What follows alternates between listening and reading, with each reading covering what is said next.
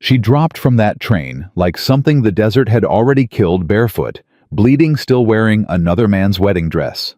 And before Ethan Cole could turn away, before he could remind himself that this woman had no claim left on him or his sons, little Noah grabbed his sleeve and screamed 4 words that cracked the ground beneath his boots. "Papa, that's my mama." If this story already has your heart, stay with me. Subscribe to the channel, follow every part to the very end, and drop a comment telling me what city you're watching from. I want to see just how far this story travels. The summer of 1883 had no mercy left to give. Red Hollow, Texas, sat baking under a white sky, the kind of sky that made a man feel like God himself had turned his back and walked off. The earth cracked in long, ugly lines. The cattle moved slow. Even the wind, when it came, brought nothing but more heat and the taste of dust on the back of the throat. Ethan Cole had learned to be grateful for that kind of hardness. Hard weather didn't ask questions. Hard ground didn't expect explanations. And a man who kept his hands busy from sunup to sundown didn't have much room left in his chest for anything that used to live there. He had built that life on purpose. He'd built it plank by plank, fence post by fence post, after the night 6 years ago when he had stood in a train station not so different from this one, holding 2 screaming infants in his arms, and watched the last car of the southbound disappear into the dark. He had never spoken her name out loud since. Not once. Not to his boys. Not to his ranch hands. Not even to the preacher on the Sundays he still made himself go for the sake of Noah and Nathan, because they deserved at least the pretense of a man who hadn't gone hollow inside. Charlotte Hayes. He had burned the letters. He had nailed shut the small cedar box under his bed, the one with the photograph, the ribbon, the pressed wildflower she'd tucked into his shirt pocket the first spring they'd known each other. He hadn't opened it. He hadn't needed to. He remembered everything, whether he wanted to or not. That was the cruelest part. 6 years of silence, and he still remembered the exact way she laughed. He was mending the north fence line with his foreman, Gus Whitaker, when Noah came tearing across the field at a dead sprint, hollering something Ethan couldn't make out over the wind. "Boy's got no sense of pace," Gus muttered, pulling a nail from between his teeth. "He gets that from his brother." Ethan drove the staple in with one clean strike. "What is it, Noah?" Noah skidded to a stop, chest heaving, face red as a beet under his hat. "Train came in early, Papa. There's a woman. There's always a woman on a train. She fell off it, Papa. She fell off the train. She's on the ground at the station, and she ain't moving right, and Nathan's still there, and he won't come away, and—" Ethan dropped the hammer. He didn't know why. He couldn't have told anyone then or later what made his stomach drop like a stone before he even knew a single other fact. It was just something. Something underneath the boy's words that moved through him like a cold wire pulled tight. "Show me," he said. The station platform was crowded by the time Ethan pushed through. Ranchers, merchants, women with parasols, the station master shouting for everyone to stand back. The midday heat pressed down on everything and everyone like a physical weight. And then he saw Nathan, his son, his quiet, careful, never runs anywhere. Nathan was kneeling in the dirt beside a woman who had collapsed face first off the bottom step of the last passenger car. He wasn't touching her. He was just there, 6 inches away, still as a stone, staring at her face. "Nathan!" Ethan came up fast. "Nathan, step back." Nathan didn't move. "Son, Papa." Nathan's voice was barely a whisper. "Papa, she looks like the woman in your box." The world went very quiet. Ethan looked down. Ethan. She was lying on her side now. Someone had turned her, and her dress was white, or had been once before the dust and the dark, staining along the hem that he recognized with the practiced eye of a man who'd dressed too many wounds as blood. Her feet were bare. Her hair was loose and matted. Her face. His jaw locked. His hands went cold. Charlotte. Not a ghost. Not a trick of the heat or the long loneliness of a man who'd spent 6 years choosing not to feel. Real, present, breathing in shallow, ragged pulls that lifted her shoulders and dropped them again. Alive. Barely. "Move," he said. His own voice sounded like it was coming from somewhere outside his body. Everybody move back. "You know her, Cole?" The station master, a barrel-chested man named Pickett, squinted over at him. "No," Ethan said. He knelt down anyway. He got his arm under her shoulders, his other arm beneath her knees, and he stood with her the way a man lifts something he already knows he shouldn't be carrying. She didn't wake up. Noah grabbed his sleeve. "Is she gonna die, Papa?" "No." "How do you know?" He didn't answer that. "Papa," Nathan said quietly, still watching the woman in his father's arms with those steady, unreadable eyes that had always seen too much. "You said no, but you know her." "Get the wagon," Ethan said. "Both of you, now." He did not bring her to the house. He told himself it was practical. The barn had a clean back room where he'd bedded down sick animals, sick hands travelers caught between towns. It had a cot and a water barrel and a good latch on the door. It was sensible. It had nothing to do with the fact that bringing her into his house, into the rooms where his boys ate and slept and grew, felt like something he did not have the right to decide yet. Gus helped him settle her onto the cot without comment, which was one of the many reasons Ethan kept Gus around. The man had the good sense not to ask questions he could see weren't going to get answered. "You want me to fetch Doc Reeves?" Gus asked. "Yeah. Tell him to be quiet about it." Gus's eyebrows went up a fraction. Then he went. Ethan stood in the doorway of the back room and looked at her. She was still unconscious. Someone he supposed, though he barely remembered doing it, had pulled off the ruined outer layer of the dress, so she was in the underslip now, less indecent, more clearly injured. There was bruising along her left shoulder and collarbone, a cut along her right temple that had dried dark.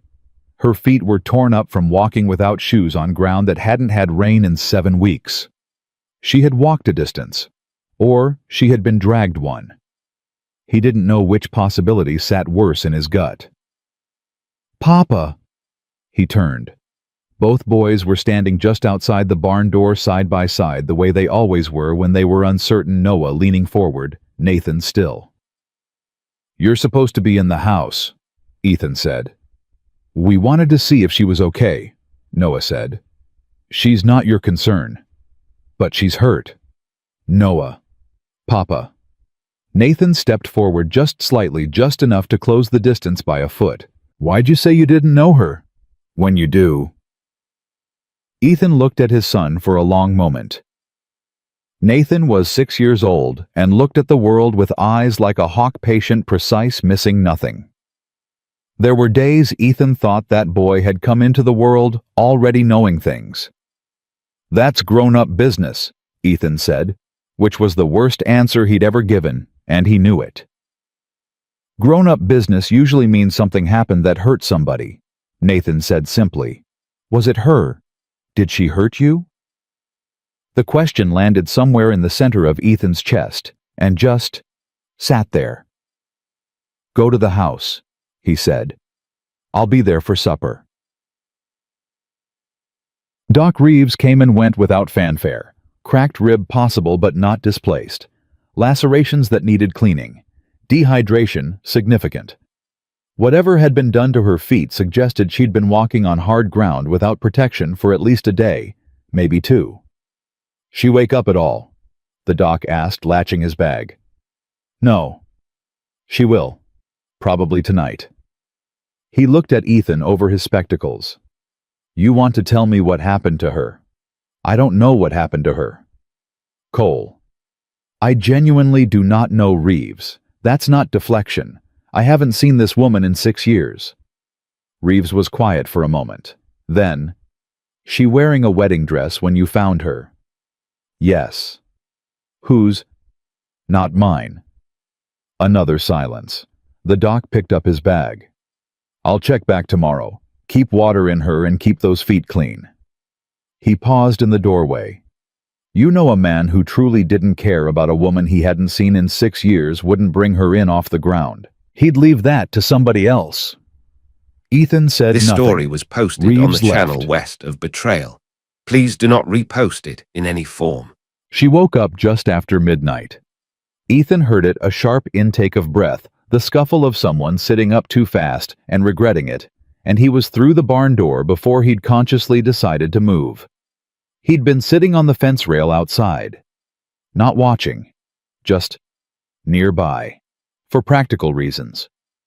She was upright on the cot, both hands pressed to the wall behind her, eyes wild, breath coming in fast, shallow pulls. Easy, he said. She flinched like he'd struck her. Then her eyes found him in the dark. He'd left the lantern low for exactly this reason, or so he told himself. And something in her face went through 3 different expressions so fast he couldn't track them all. Shock. Something that might have been relief. And then something she swallowed down before he could name it. Ethan, she breathed. It was the first time he'd heard his own name in her voice in 6 years. He had thought over those years that he was prepared for most things. He was a man who planned and braced and calculated. He had imagined in the dark, private way a person does what it would feel like if she ever came back. He'd decided he would feel nothing. Or he'd feel anger clean and useful. Something he could work with. He had not accounted for the way his own name would sound. You're in Red Hollow, he said, because he needed to say something concrete. On my property. In my barn. He put emphasis on each word like a fence post being driven down. You've got a cracked rib, some cuts, and your feet are going to take a week to heal. Doc Reeves has been out. She nodded slowly. Her hands were still pressed to the wall. Can you tell me your name? He asked, and hated himself for the question for the distance it required. Her jaw tightened. You know my name. I want to hear you say it. A beat. 2. Charlotte. Charlotte Hayes. Where did you come from? San Marcos. And before that? Her eyes dropped. Ethan. Before that, Charlotte. It's a long story. I've got time, he said. What I don't have is patience for being lied to twice in one lifetime, so I'd suggest you think about every word before it comes out of your mouth. She looked up at him then, and something in her expression, something raw and tired and stripped down to the bone, made him want to step back. Made him want to put more distance between himself and whatever was happening behind her eyes. I didn't leave, she said. The words hit him like a flat hand to the chest. Charlotte, I know what you think happened. I know what it looked like. But I need you to hear me. I did not choose to leave. Her voice cracked on the last word, then steadied itself by what looked like sheer force of will. I was taken. I was taken the night before the wedding, and I couldn't. She stopped, breathed, started again. They told me you left first. They told me you'd taken the boys and gone south, and that you'd filed papers saying I was... Another stop. Her hands balled in the fabric of the slip. That I was unfit. Ethan was very still. They had documents. She continued quieter now, the wildness going out of her voice and leaving something worse behind, something level and exhausted. The voice of a person who had told themselves this story so many times it had worn smooth. They had a doctor's signature. My father had arranged everything before I even knew there was anything to arrange, and when I tried to... She stopped again, and this time the pause was longer. When I tried to get out the first time, they caught me.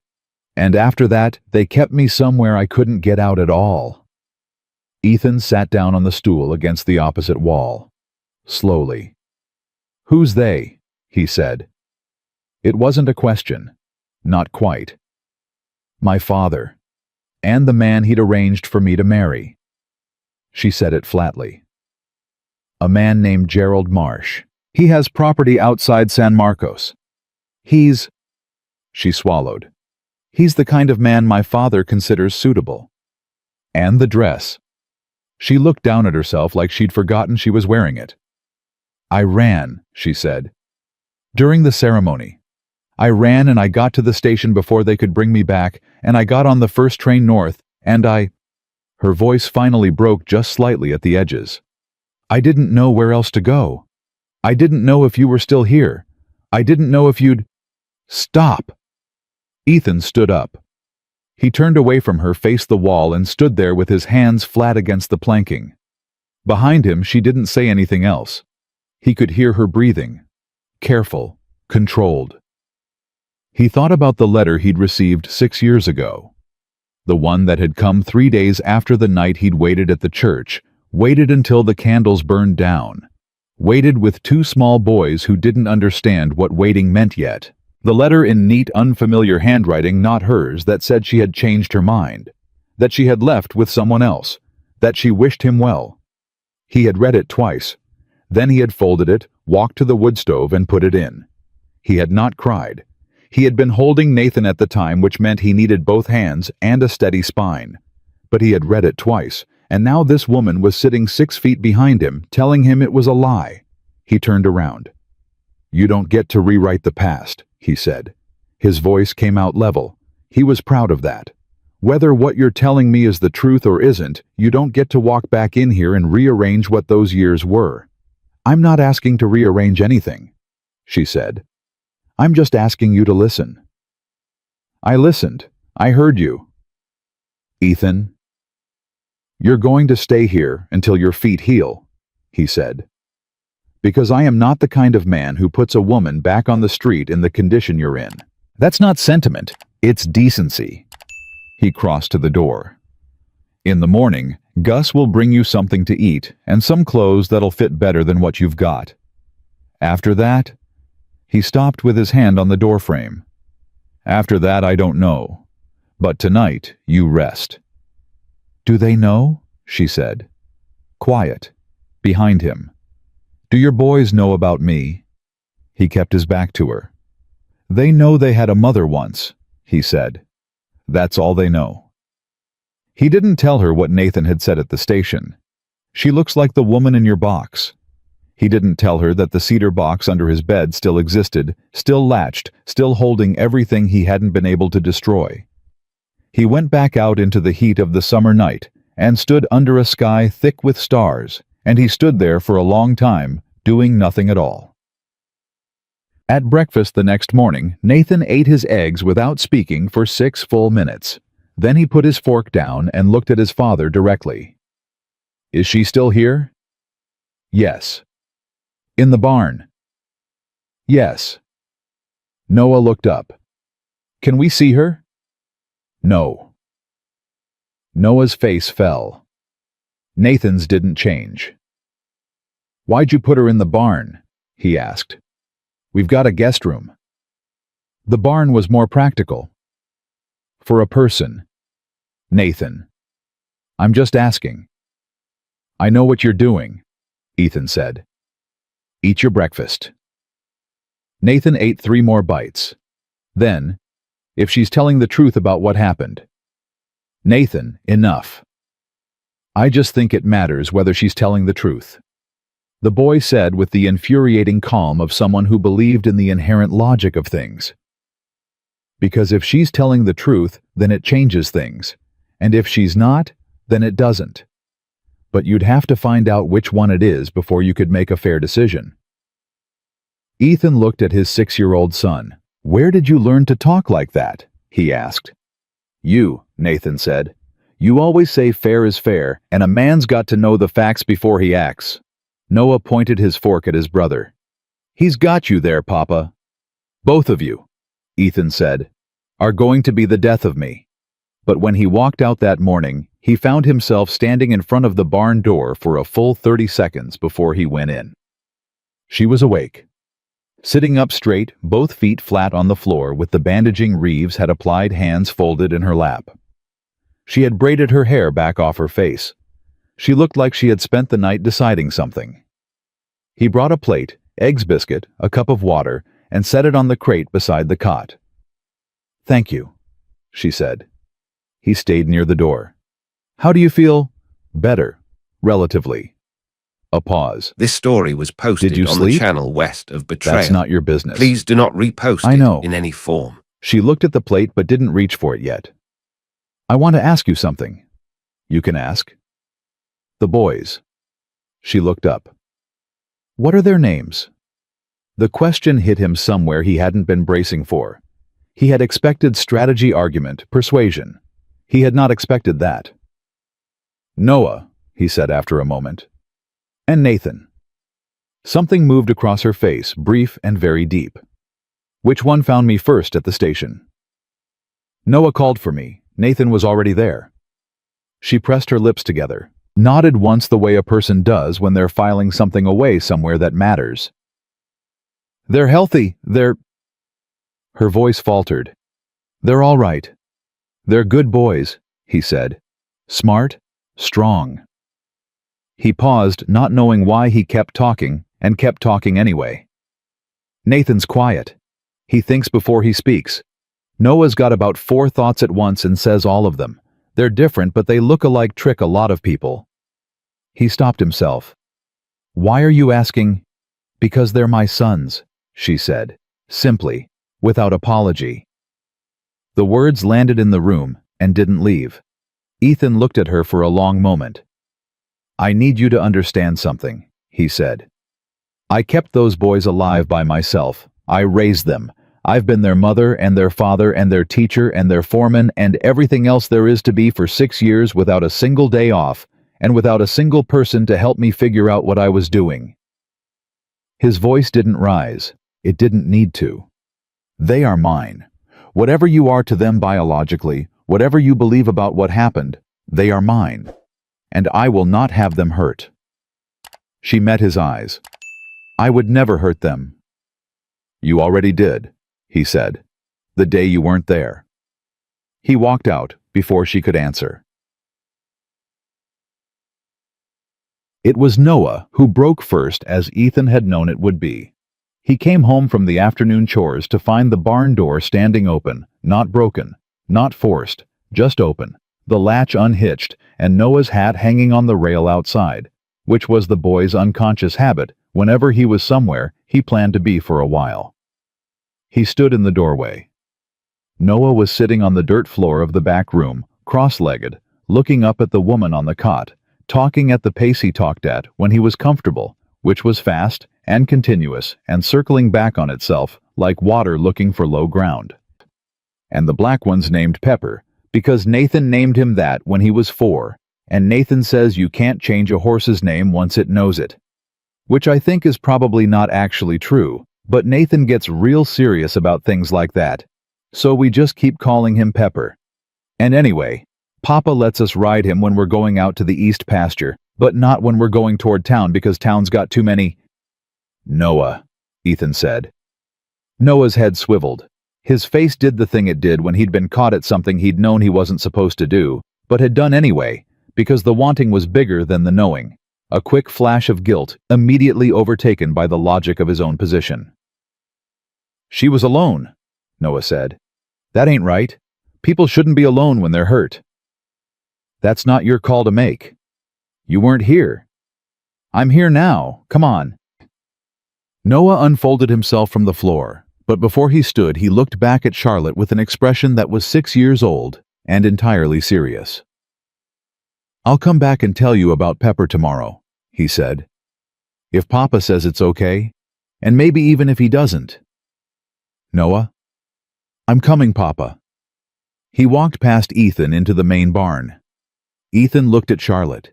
She was watching Noah's retreating back with an expression that had no armor left in it at all, open and aching and undefended in a way that made it very hard for Ethan Cole to stand in that doorway and maintain the wall he had spent 6 years building stone by stone. She looked at him. I know you don't trust me, she said. I'm not asking you to. Not yet. A pause. But Ethan, please don't keep them away from me because of what you feel about me. Let them make their own minds up. They deserve that much.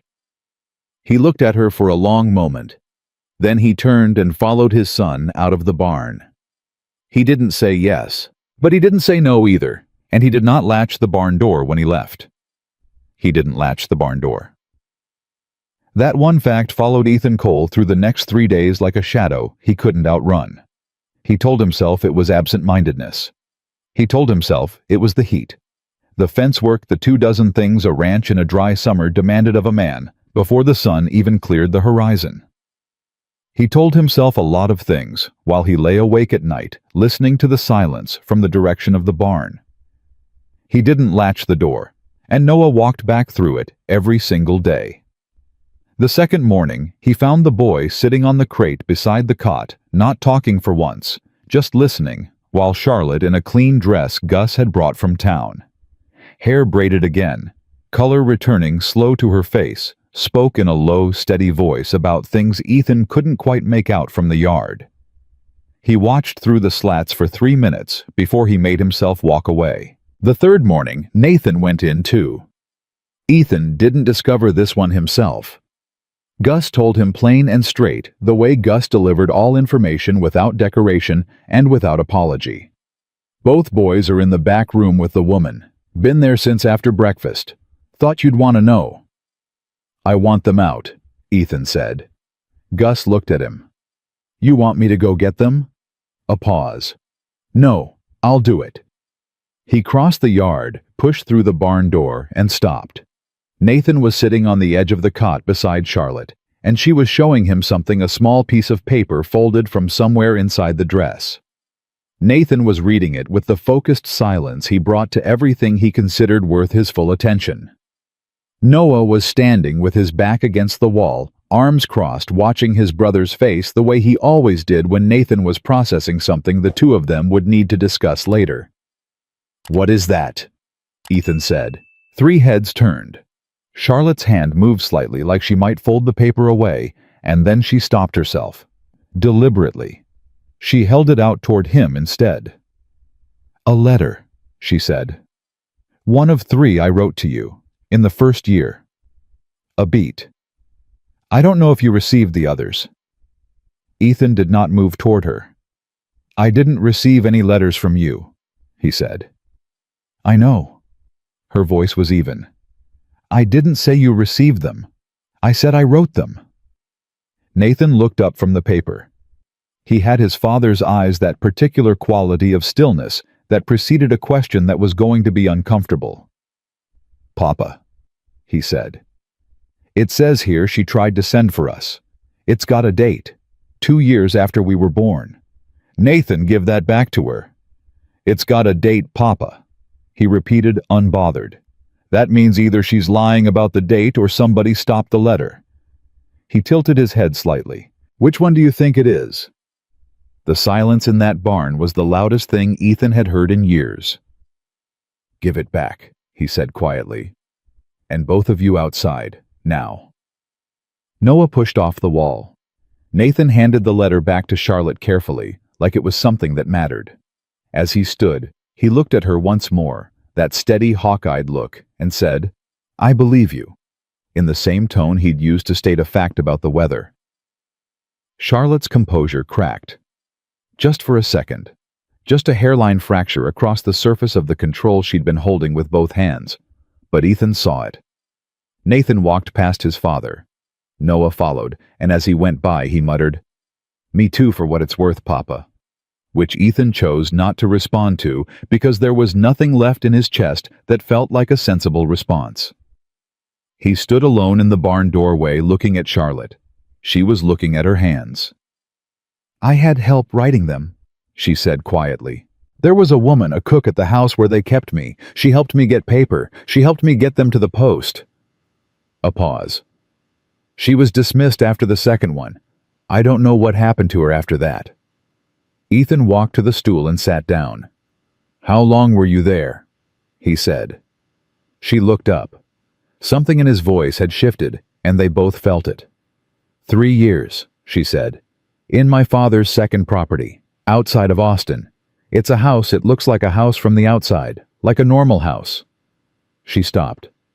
Inside he called it a rest home, for women with nervous conditions.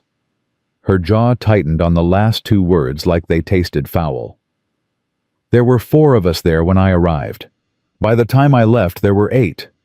He committed you, Ethan said. This story The was words came out posted on the flat channel because he west was of holding Betrayal. something very hot, Please do not very repost carefully, it and in could any not form. afford to spill it. He had a doctor sign papers saying I was hysterical and a danger to myself following a romantic disappointment.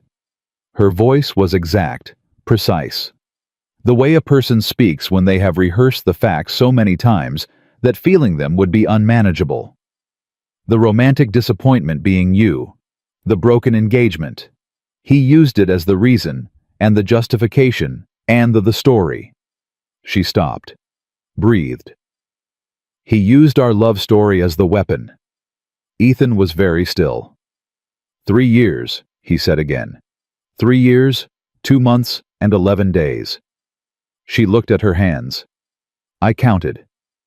He stood up, turned toward the wall, stood there with his back to her, and this time he didn't pretend it was practical. He just needed 30 seconds where she couldn't see his face. Then what? He said when he trusted his voice again. My father brought me out, she said. When Gerald Marsh came asking, my father presented me as recovered, reformed, ready. Marsh didn't know the details, or he knew some and chose not to ask more. A beat. The wedding was arranged in 6 weeks. I had no... She stopped. I had no way out. Until the ceremony itself. When they put the ring in front of me and the preacher started speaking something in me, I couldn't. I couldn't make my mouth say the words. And when Marsh reached for my hand, I ran. I simply ran. In the dress. In the dress. Barefoot because I'd taken my shoes off during the ceremony. I always did in summer, when I could get away with it, even when I was... She stopped at that, and something flickered across her face. Old habit, she said. You remember. He did. He remembered. The station was 3 miles, she said. I had a little money I'd sewn into the hem over the previous month. Enough for a ticket. The first train north was going to Red Hollow. A pause. I didn't plan it. I swear to you, it wasn't... Her voice finally broke brief and deep, and she pulled it back. I didn't come here expecting anything. I came here because there was nowhere else in the world that had ever been mine. Ethan turned back around. He looked at her for a long time. I need you to understand, he said carefully, that I'm listening to what you're saying. I hear you. And it matters. What you've said matters. He stopped. But I've also been a man who believed something for 6 years. And you can't just... He stopped again, jaw working. You can't hand a man 6 years of truth he didn't have and expect him to reorient overnight. It doesn't work that way. I know, she said. I'm not asking for overnight. What are you asking for? She looked at him steadily. Time, she said. Just time. Let me be near them. Let me learn what I missed. Give me a week, Ethan. 1 week. And if at the end of it you still want me gone, I'll go. I'll go and I won't. Her voice dipped. I won't make it harder than it has to be. The offer sat in the air between them. 1 week, he said. 1 week. He looked at the door, looked back at her. You sleep in the house, he said finally, and the words surprised him as much as they appeared to surprise her. Not the guest room, the sewing room off the kitchen. It's got a cot and a window. He paused. Gus will move your things. She opened her mouth. Don't make it a thing, he said. It's practical. I can't keep running out here every time one of my sons decides the barn needs visiting. Ethan, 1 week, he said, starting tomorrow. He went out, and he didn't look back, and he didn't fully breathe again until he was 20 feet from the door, with the full white sky above him and the dusty Texas air thick in his lungs. He told himself he was being reasonable.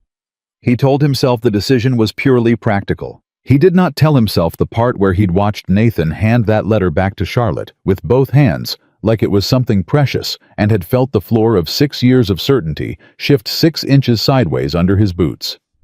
Some truths needed to be walked toward carefully. He was a careful man. He started walking. The first morning she was in the house, Ethan came down to find her already in the kitchen barefoot on the plank floor, standing at the stove with the coffee pot in one hand, and a look on her face that said she'd been awake for a while, and had decided doing something was better than doing nothing. She turned when she heard him. Neither of them spoke for a second. "Coffee's ready," she said. "I can see that. I didn't know what you took in it." "Black." She poured a cup and held it out.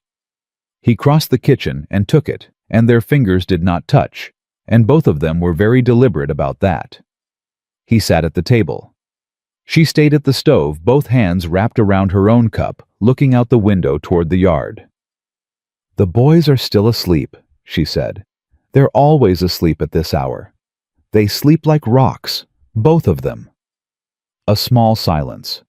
Then, very quietly, "Did they always, even when they were small?" He knew what she was actually asking. He could have deflected it. He chose not to. "Noah, yes. Nathan used to wake up twice a night until he was almost 2, cried like something was wrong, even when nothing was." He paused. "I used to bring him out to the porch, rock him. He'd stop eventually." Charlotte's knuckles whitened slightly on the cup. She didn't turn around. "And Noah," she said. Her voice was careful, constructed. "Noah slept through Nathan's crying every time. Never woke up once." A beat. "Still doesn't. Boy could sleep through a cattle stampede." She made a sound that was half laugh and half something else entirely, and pressed one hand briefly to her mouth. He watched her back. "You can ask," he said. "Whatever you're not asking, you can ask it." She turned around. Her eyes were bright, but her chin was steady. "Did they ask about me when they were small enough not to understand the answer?" He held the cup in both hands and looked at the table. "Noah asked once," he said. "He was about 3. He'd seen Gus's wife with their youngest, and he asked why he didn't have a mama." He stopped. "I told him some families were different, that ours was just the 3 of us." He looked up. He accepted it the way kids that age accept things. He moved on by the next morning. "And Nathan?" A pause. Longer this time.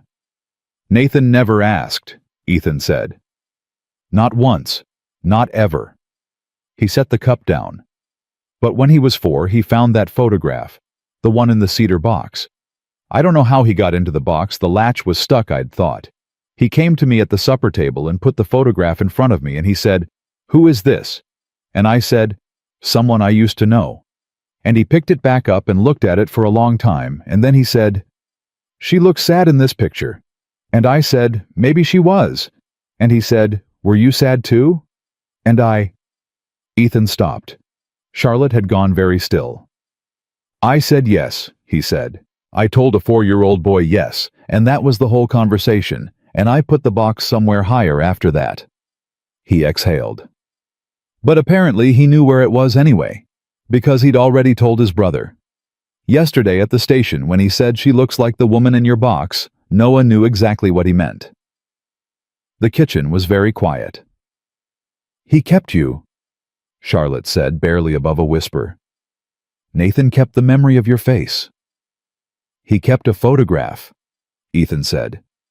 "He kept you," she said, and the gentle certainty in her voice made the correction land somewhere he wasn't ready for it to land. He picked up his cup and stood. "Boys'll be up in an hour," he said. "There's eggs, and there should be enough cornmeal for bread if you—" He stopped himself because he'd been about to tell her where things were in a kitchen that hadn't been hers, and the casual domesticity of it blindsided him. "I'll handle breakfast," he said. "Let me," she said. "Please, let me do something." He looked at her. "All right," he said. "Then, the cornmeal's in the tin by the window. The good skillet's the one on the left hook. It runs hot, so watch the flame." He went out to do the morning chores, and did not think about the fact that she had looked at him like he'd handed her something irreplaceable when all he'd told her was where the cornmeal was kept.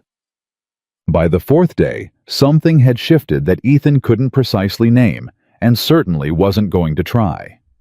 Noah had taken to following Charlotte through whatever she did in a morning, not asking permission, This story was just appearing posted at on her the channel elbow, west of the contributing an trail. unending Please do not commentary on ranch repost it life. in any form. The horses, his brother's various personality quirks, the three-legged barn cat named Corporal, who had come with the property and whom Noah had decided was possessed of a deeply philosophical outlook on existence. Charlotte listened to all of it.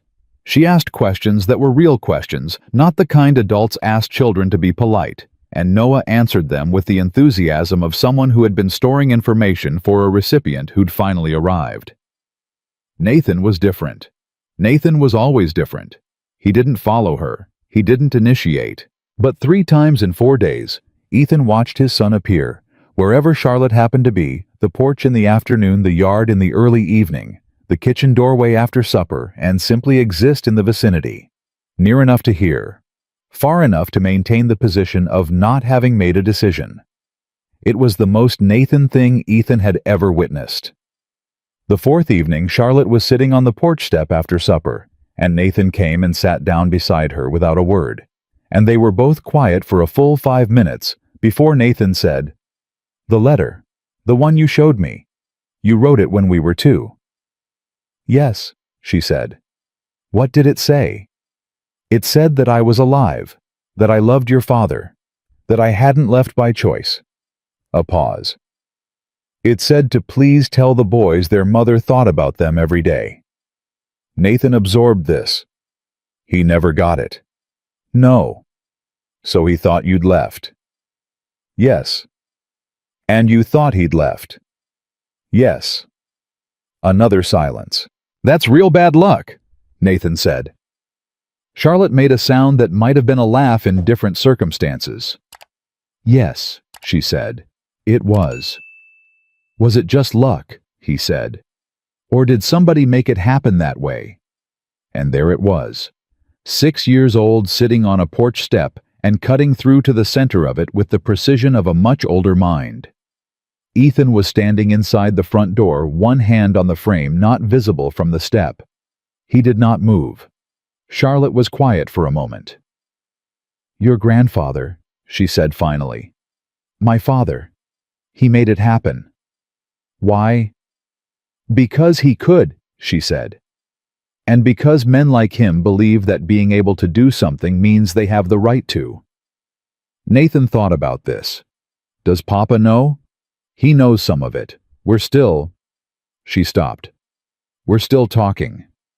"You should tell him all of it," Nathan said. "It's complicated, Nathan." "Complicated things are still true," he said simply. "They're just harder to say." He stood up, dusted his pants. "Papa's fair. He gets things wrong sometimes, but he's fair. If you tell him the true thing, he'll do the fair thing." He said it with absolute certainty, the way a boy says something about his father, when his father has never given him reason to believe otherwise. Then he went inside. Ethan stepped back from the door. He stood in the dark hallway of his own house, with his heart hitting the inside of his ribs, at a pace he hadn't felt in a very long time, and he thought about his son, his 6-year-old son, sitting on that step, and telling a woman he'd known for 4 days, "If you tell him the true thing, he'll do the fair thing." The faith in that sentence. The absolute, uncomplicated faith. He went to bed and lay awake for 2 hours, and sometime in the middle of the 2nd hour, he accepted quietly and without announcing it to anyone that he believed her. Not all of it. Not every piece, not yet. But the center of it, the shape of what she'd said, the way it fit against the edges of what he'd always in his most private self found impossible to fully accept.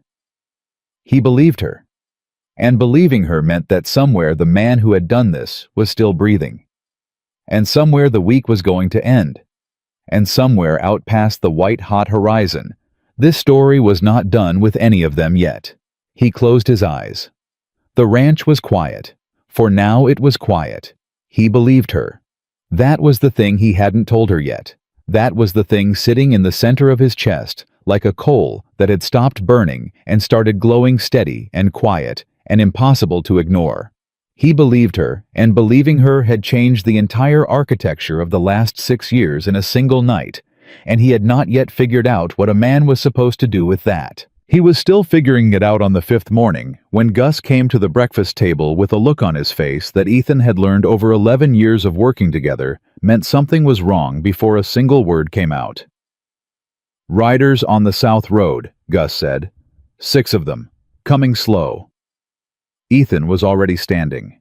Charlotte at the stove went very still. "How far?" Ethan said. 20 minutes. Maybe less."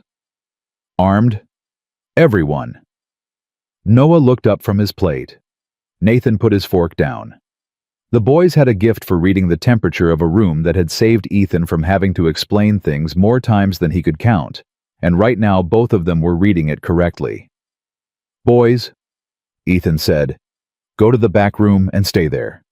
Papa, Noah, now, take your brother." Noah grabbed Nathan's sleeve. Nathan went without argument, which meant he understood the situation was serious, because Nathan only went without argument when the alternative was worse.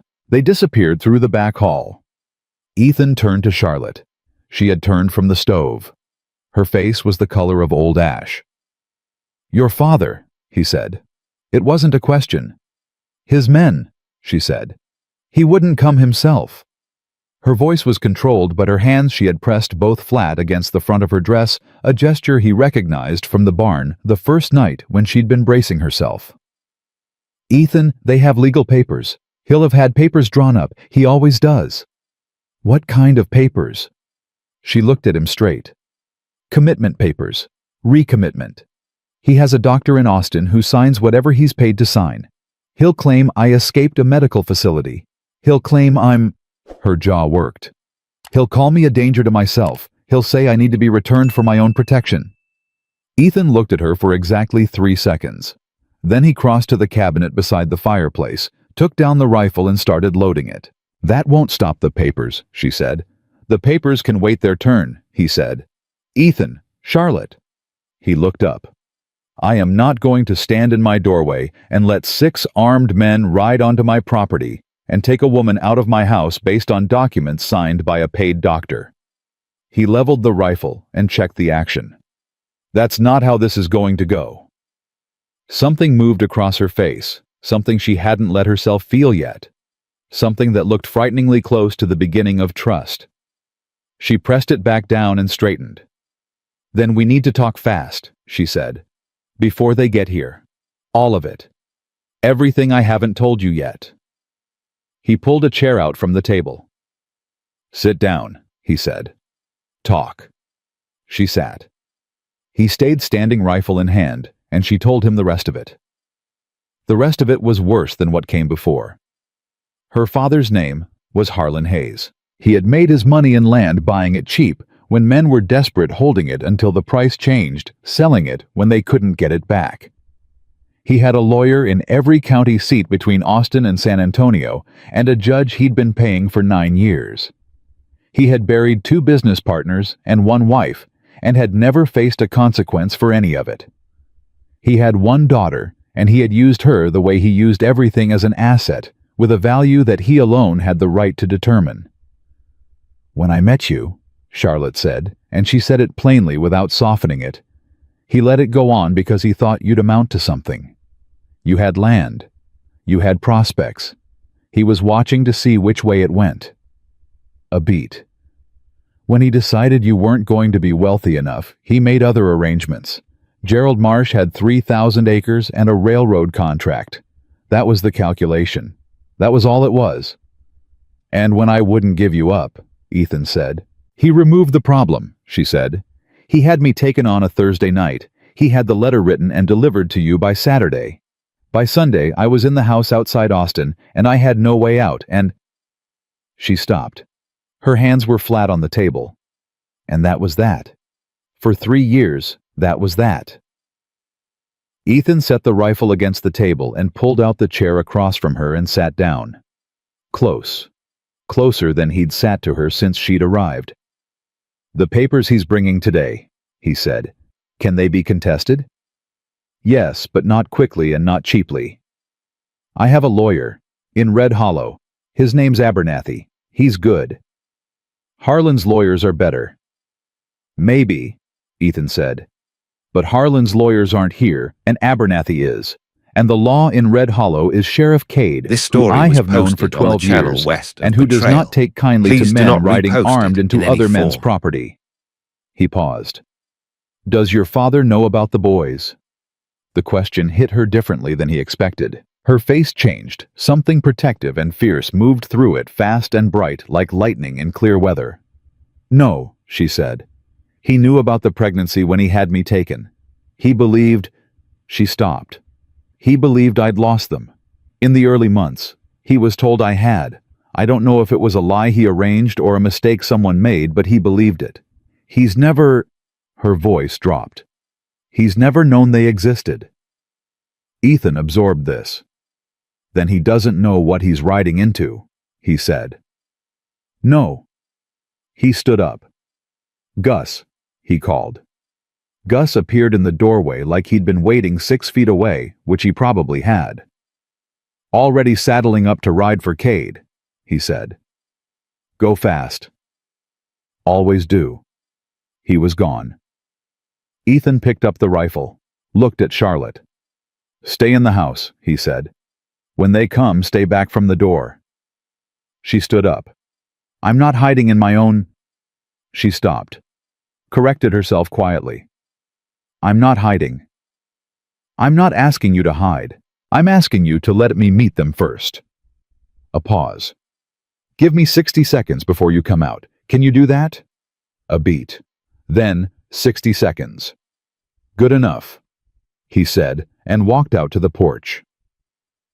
The riders came in hard and stopped hard, 6 men on horseback, with the practiced ease of people who had done this kind of thing before and expected it to go a particular way. The man in front was not Harlan Hayes.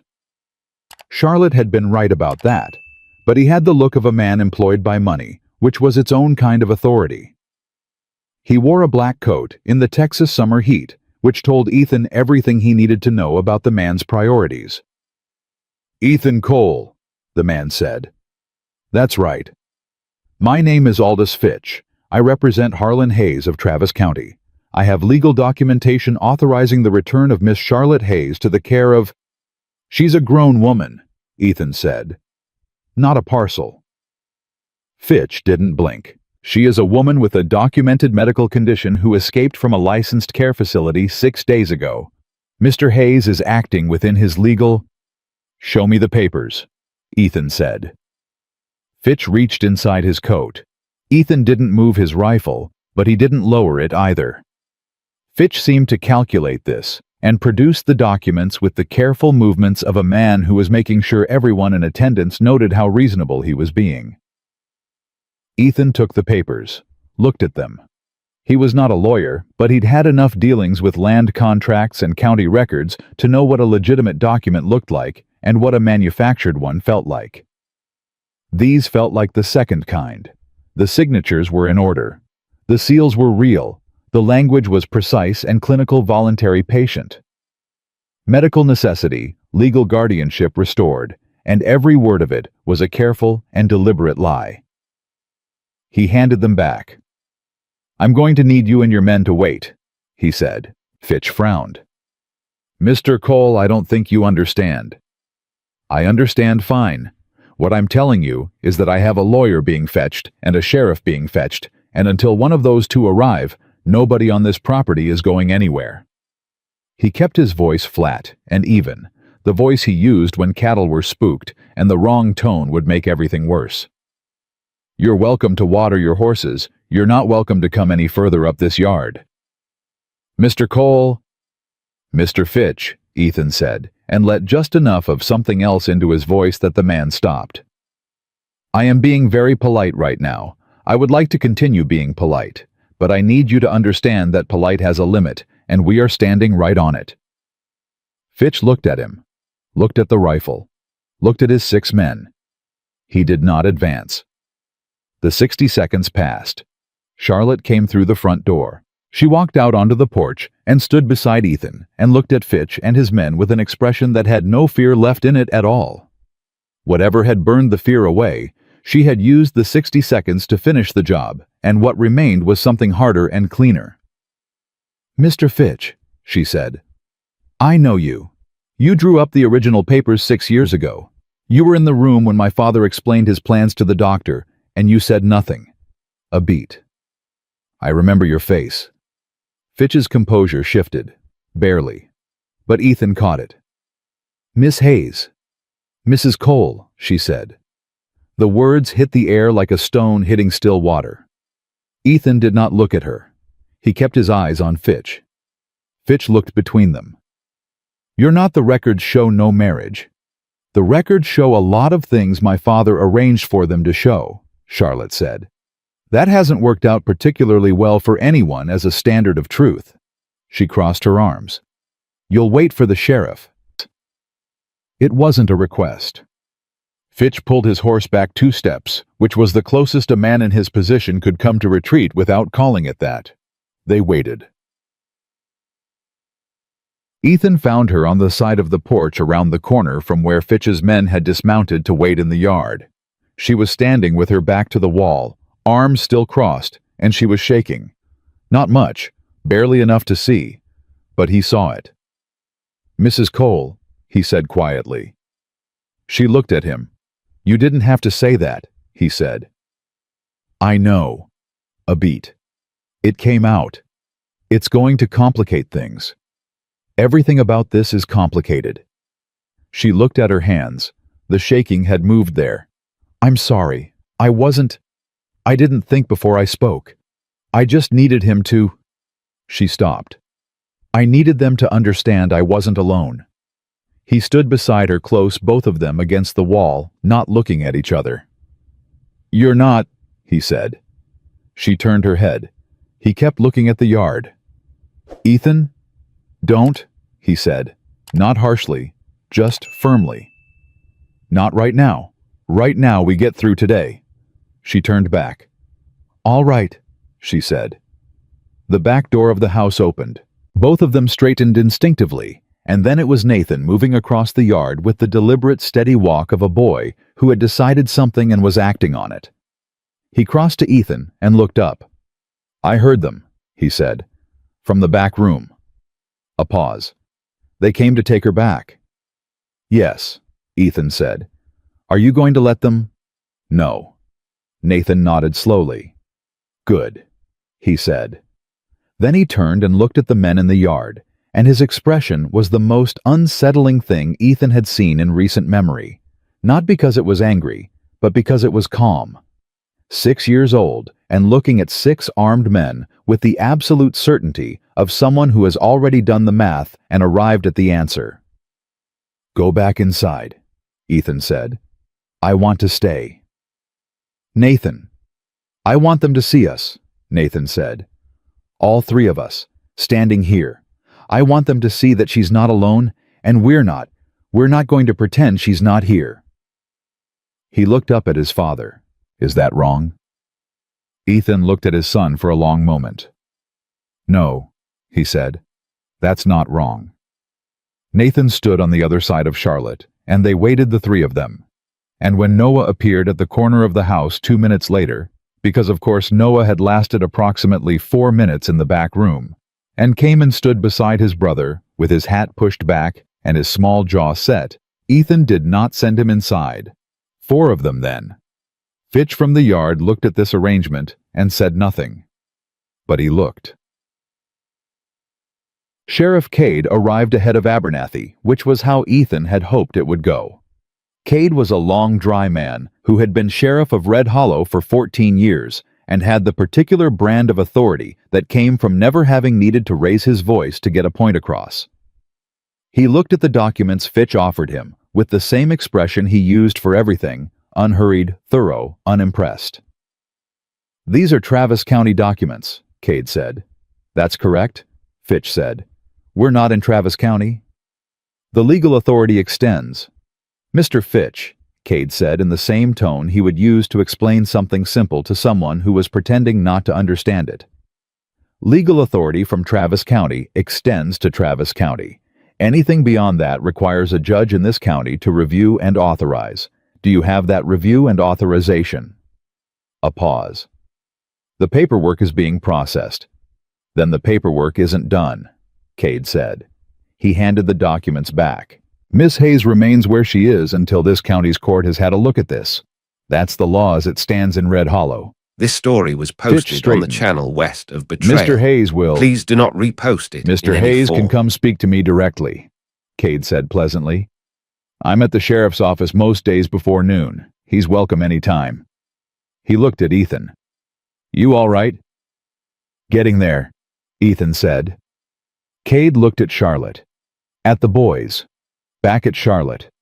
Something moved through his eyes that might have been comprehension, might have been the beginning of a question he'd ask later. He didn't ask it now. You've got some time, he told her. Use it to get Abernathy whatever he needs to build a case. Documents, witnesses, dates. He paused. Anything that proves what those papers say isn't what actually happened. I have letters, Charlotte said. Written from inside the facility, dated. Cade's eyebrows lifted slightly. Keep them safe, he said. He turned his horse and rode back the way he'd come, and after a long moment of private calculation, Fitch and his men followed. The dust of them rose and thinned and disappeared southward, and the ranch yard was quiet again. Noah let out a long breath. I thought there was going to be shooting, he said. There's still time, Charlotte said, and it came out so dry that Nathan actually looked up at her with something that might have been approval. Ethan turned to her. Abernathy needs those letters today. I know. And anything else you have? Names, dates, the name of the doctor who signed the papers. The name of the woman who helped you send them. Her name was Mara, Charlotte said quietly. I don't know her last name. She was dismissed.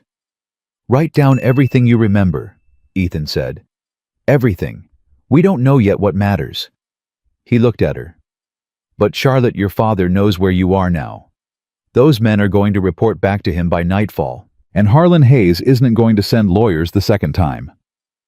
The weight of that settled over all of them. She looked at him steadily. No, she said. He won't. Then we have until he reorganizes. He paused. I need to know something. The truth of it. Ask. Is there anyone who could corroborate what happened to you? Anyone still alive who was in that house who would speak to it? Charlotte was quiet for a moment. There was a woman, she said slowly. Another patient. Her name was Agnes Birch. Her husband committed her after she refused to sign over her property. She was there the last 2 years I was. She stopped. She got out before I did. Her husband died. The property reverted to her, and she had no reason to stay. A long pause. She said if she ever got clear of it, she'd talk. She said she'd tell anyone who'd listen.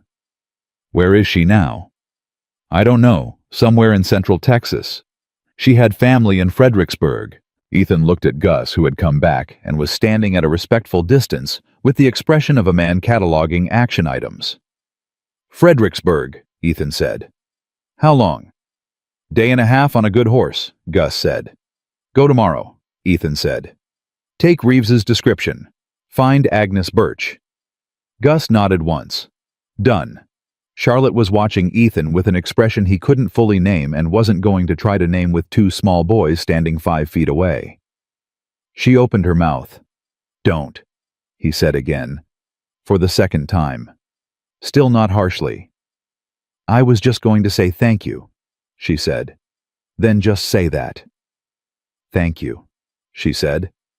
He nodded, looked at his sons. Noah was already drifting toward the horses, tension resolved as far as he was concerned, world back in working order. Nathan was still watching Charlotte with those quiet hawk eyes. You said Mrs. Cole, Nathan said to her. Charlotte looked at him. To that man in the yard, Nathan continued. You said Mrs. Cole. The porch was very quiet. Yes, she said carefully. I did. Are you? He asked. Or were you just saying it? It was the most direct question anyone had asked her since she'd arrived, and it came from a 6-year-old in boots that were too big and a hat pushed back on his head, and it hit the air between all of them like a match dropped in dry grass. Ethan said nothing. Charlotte looked at Nathan for a long moment. Then she looked at Ethan. Ethan looked back at her. "That," he said very quietly, "is a good question."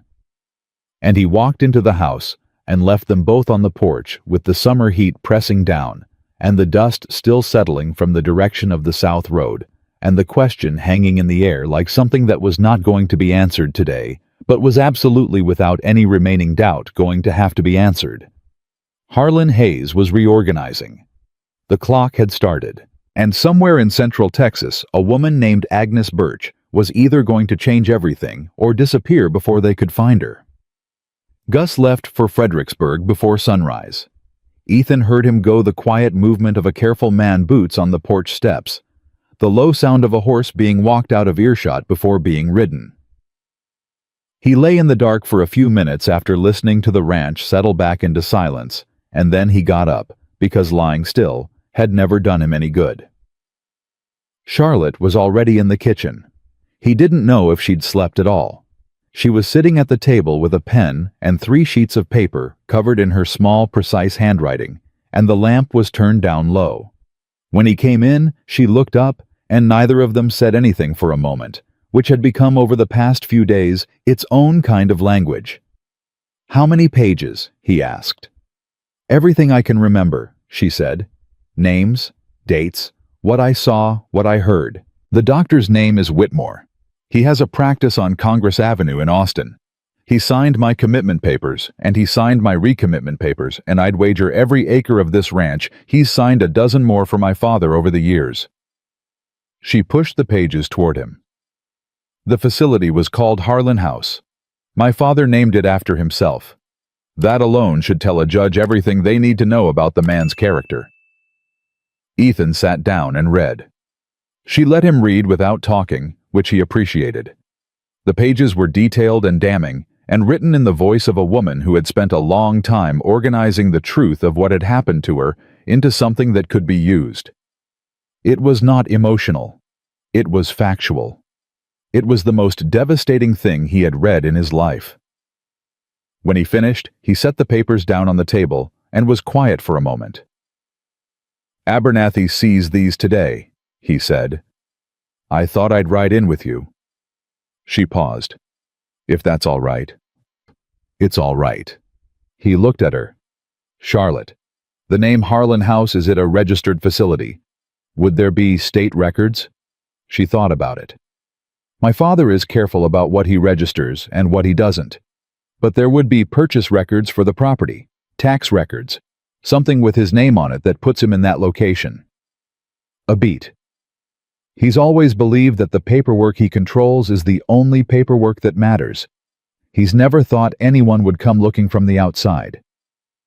"That's going to be the mistake that costs him," Ethan said. She looked at him across the table. "You sound certain." "I am certain." He said it without bluster, without performance. The flat certainty of a man who had decided.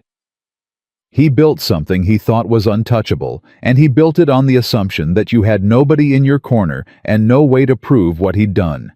Both of those things changed when you got off that train. She pressed her lips together, looked at the lamp.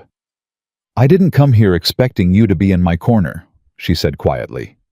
"I want you to know that. I didn't come back counting on—" "I know you didn't," he said. "That's partly why I am." The kitchen was very still. She looked at him, and he looked back, and for the first time since she'd arrived, there was nothing tactical in it. No measuring of distance, no management of what was on his face.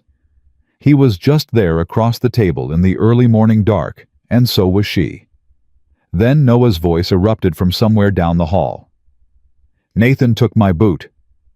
And Nathan's voice came back flat and reasonable. "I didn't take your boot. It's under the bed. I can see it from here." And the moment dissolved into the ordinary noise of a household waking up, which was perhaps the most human thing that had happened since Charlotte Hayes had fallen off a train into the red hollow dust. Charlotte laughed.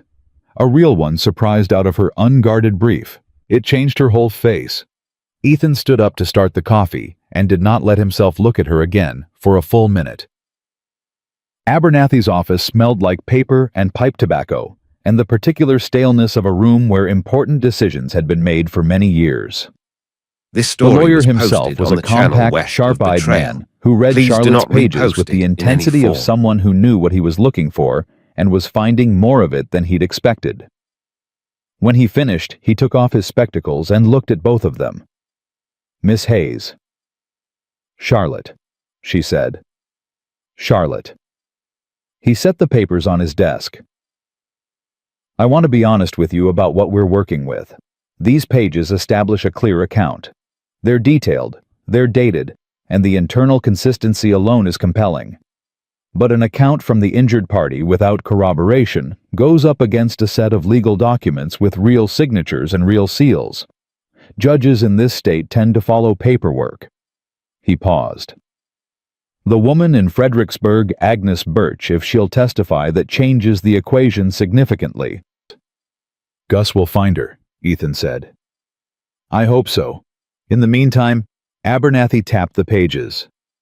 "The letters. The ones you sent from inside the facility. Where are they?"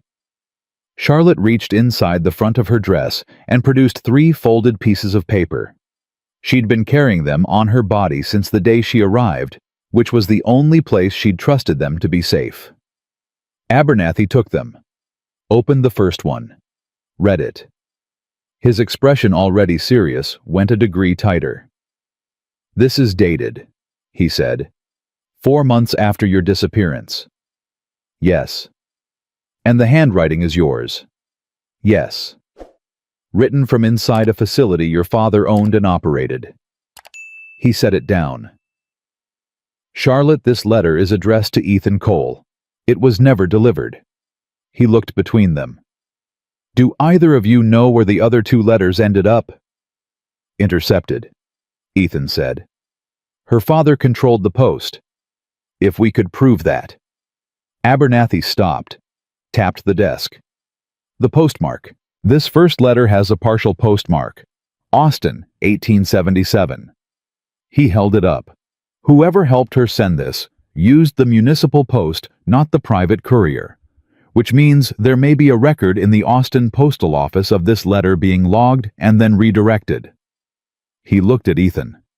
"I need someone to ride to Austin." "I'll go," Charlotte said immediately. "No," Ethan said. She turned to him. "Ethan, you are not riding to Austin while your father is reorganizing," he said. "That's not a debate. I know the Austin postal office. I know which clerk—" "Write down the name," he said. "I'll go, or I'll send someone I trust." He looked at her steadily. "You stay with the boys." The words landed between them differently than either of them expected. She heard it the same moment he did. "Stay with the boys," said, with the ease of something assumed rather than offered. The ease of a man who had already, somewhere below the level of conscious decision, rearranged his understanding of who belonged where. He did not take it back. She did not point it out. "Thomas Greer," she said. "He was the morning clerk. He was kind. He didn't know what he was handling, but he was kind." Abernathy wrote it down. "All right, I'll draft an inquiry to be sent ahead. And in the meantime—" He looked at Ethan. "Harlan Hayes is going to come at this from another angle. When the lawyers don't work, men like him go to the judges they own.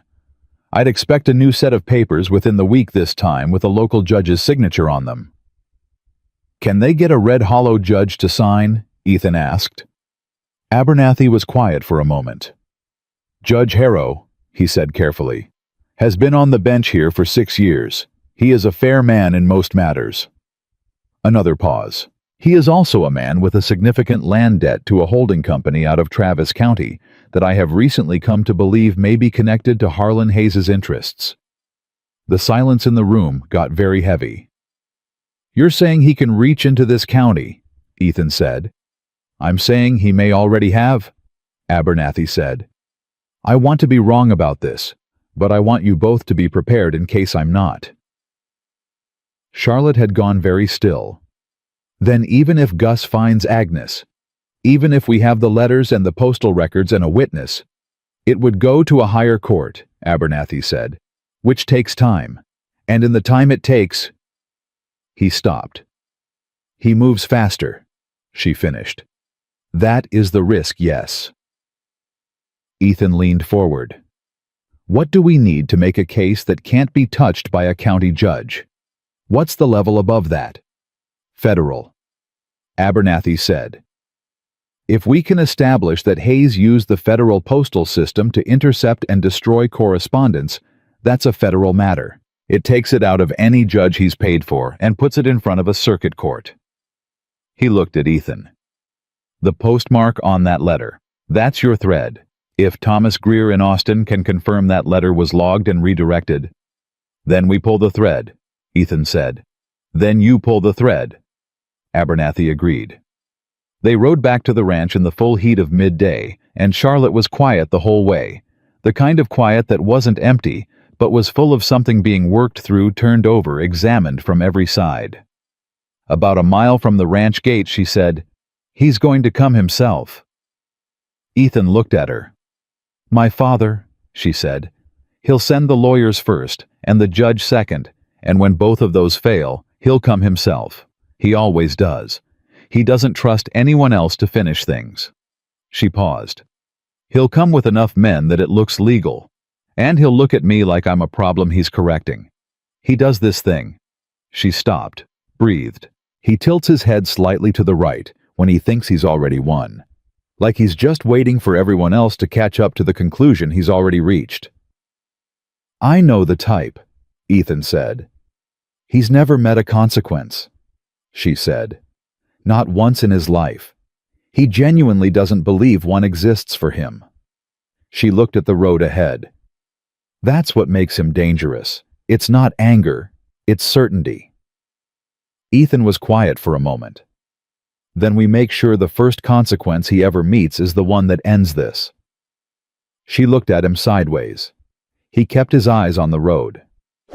"You've changed," she said. Not an accusation, more like someone noting a change in weather. 6 years'll do that. In the barn the first night I thought—" She stopped. "You thought I was going to send you back." "I thought you might," she admitted. "I wouldn't have blamed you." He rode for a moment in silence. "I thought about it," he said. "For about 3 minutes. Then Nathan looked at me, and I stopped thinking about it." She made a small sound. "Nathan?" she said softly. "He's going to be a judge, or a preacher, or something equally inconvenient," Ethan said. "He has never in his life accepted an answer he didn't find sufficient. I don't know where he got that." "I think you might," Charlotte said. He said nothing to that, but the corner of his mouth moved. They found the note when they got back. It was nailed to the porch post with a single nail, the paper folded once. No envelope, no postmark. Delivered by hand, which meant someone had ridden up to his house while he was in town and had done it without announcement, which meant they'd wanted to make a point. Ethan pulled it down. "Read it." His jaw tightened. Charlotte was watching his face. "What does it say?" He handed it to her without speaking. The handwriting was elegant and deliberate, the handwriting of a man who understood that presentation was a form of power.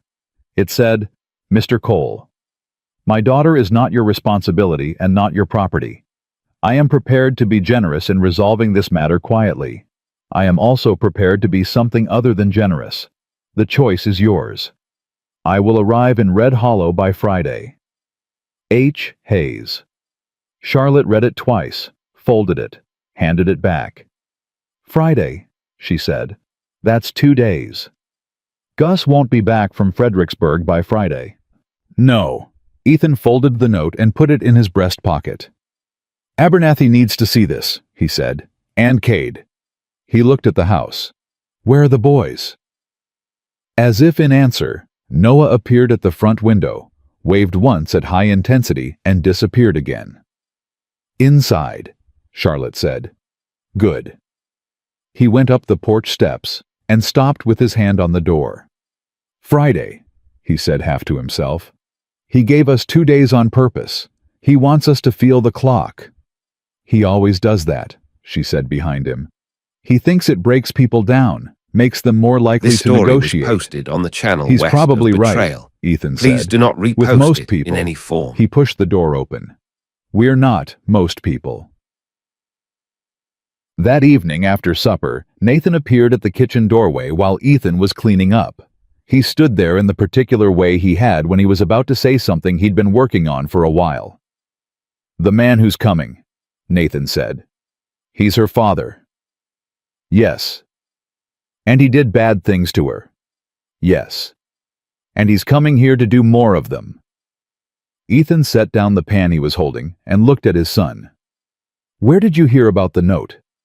"Noah heard you and Charlotte talking on the porch," Nathan said. "He told me." A pause. "Noah hears everything.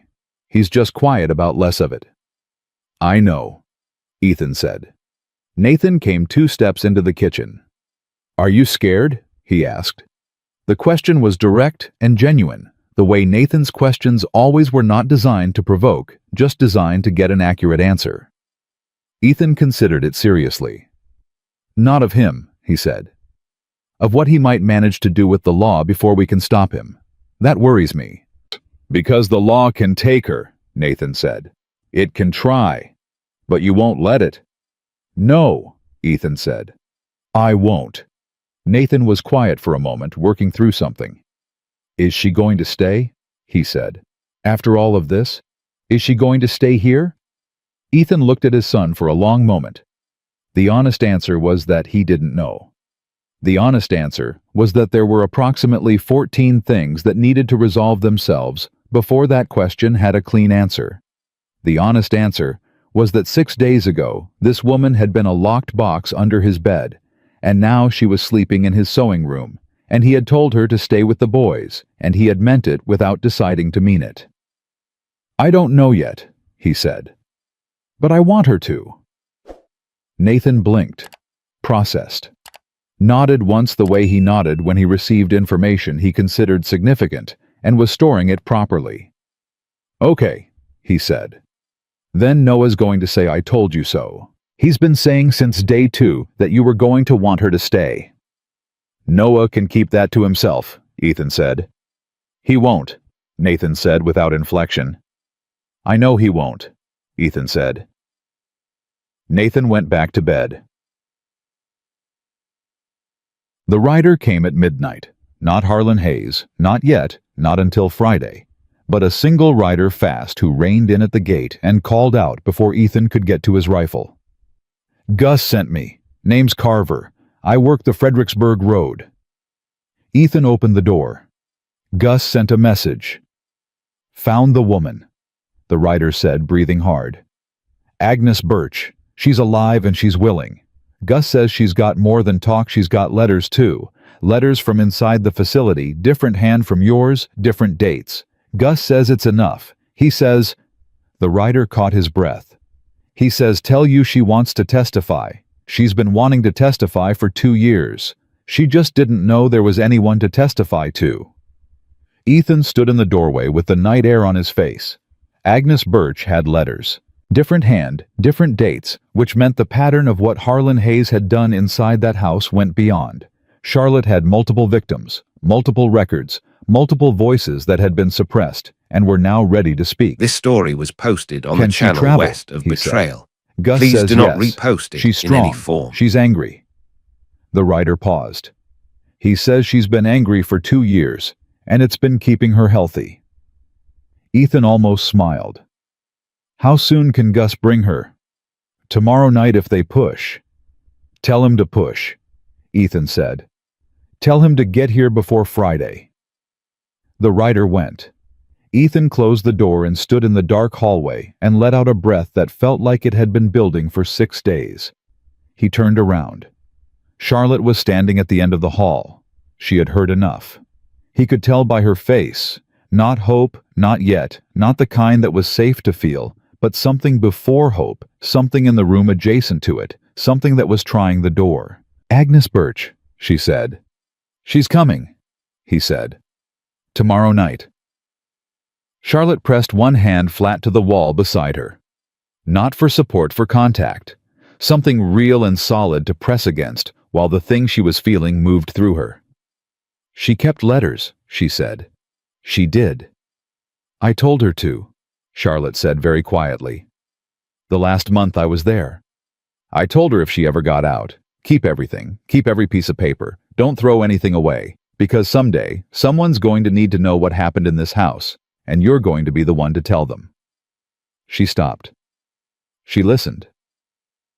"She listened," he confirmed. The hall was quiet. The ranch was quiet. 2 days until Friday, until Harlan Hayes arrived with his certainty, and his lawyers, and his head tilted slightly to the right, because he believed the conclusion was already reached. He did not know about Agnes Birch.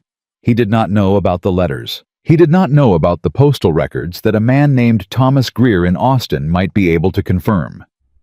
He did not know that he had spent 6 years building a structure of lies on the assumption that the woman he'd buried in it had no one, and that assumption was about to be taken apart, board by board. "Get some sleep," Ethan said. "I don't think I can." "Try anyway." He paused. "Charlotte." She looked at him. "When he gets here," Ethan said, "I need you to promise me something. Anything." "Let me stand in front," he said. "Not because you can't handle him. I know you can. But because I need him to see before anything else happens that you are not standing alone this time." A beat. "Can you let me do that?" She looked at him for a long moment. In the dark of the hallway, in the silence of the house where his sons were sleeping, and the summer night was pressing its heat against every wall, she looked at him the way a person looks at something they had grieved for and given up and are not yet fully convinced is real. "Yes," she said. "I can let you do that." He nodded once. He went to bed. He did not sleep either.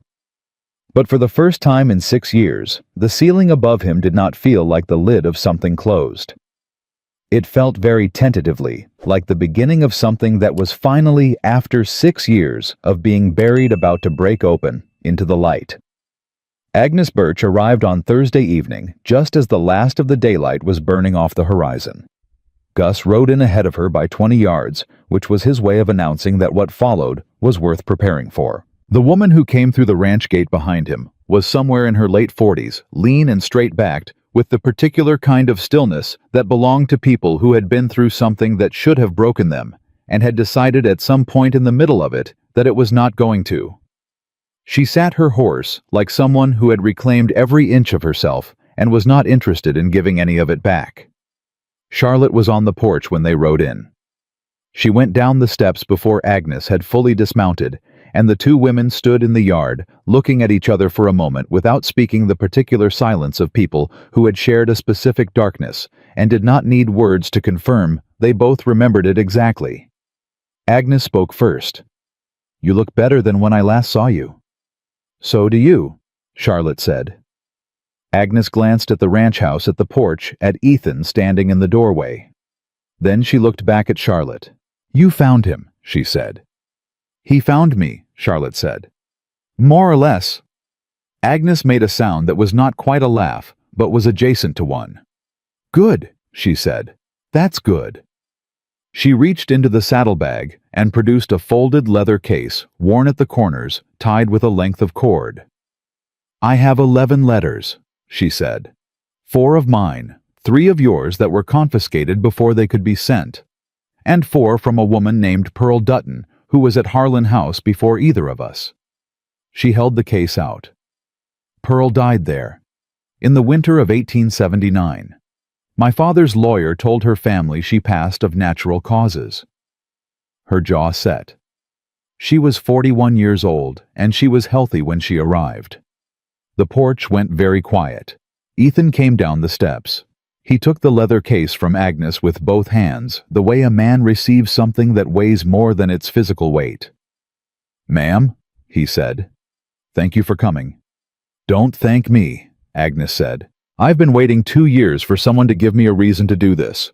I should be thanking your wife for telling me to keep the letters in the first place." Neither Ethan nor Charlotte corrected the word wife. This story was posted on the Abernathy channel came to west the of ranch that Betrayal. evening instead of Please them do not going to him, repost it which in told any Ethan form. that the lawyer had been waiting for exactly this kind of development and had wanted to be in position the moment it arrived. He sat at the kitchen table with Agnes and Charlotte across from him, and the leather case open between them, and he read every letter with the focused silence of a man assembling something that had been scattered for a very long time. When he finished, he looked up. "This is sufficient," he said. "This is more than sufficient." He touched the edge of Pearl Dutton's letters with one careful finger. A woman who died in that facility. Multiple corroborating accounts from separate individuals. Dates that establish a pattern across years, not a single incident.